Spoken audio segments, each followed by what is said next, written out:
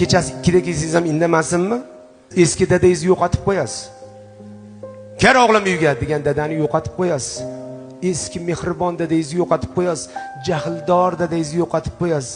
Chunki ha qo'y endi ishlayapti deydi. Qayerda ishlayapsiz o'zi? Nimani qo'ylatib qo'yyapsiz o'zi?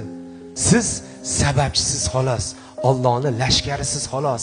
Sizga Xudo beryapti, buyruq bor, shunga berib qo'ygin deyapti. Siz sababchi bo'lib olib kelib beryapsiz xolos. Uni siz yaratganingiz yo'q. Uni siz borib zavodda qiynalib olib kelganingiz yo'q.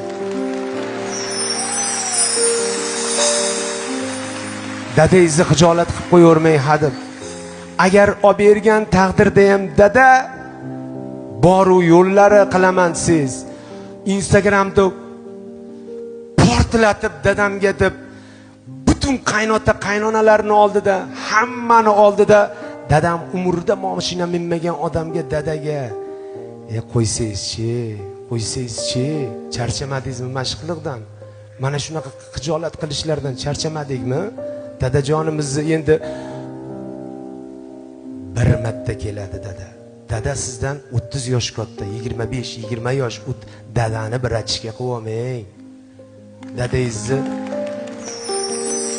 xohlagan ishimni qilsam dadamga bitta mashina olib berib, eski dadangizni yo'qotib qo'yasiz.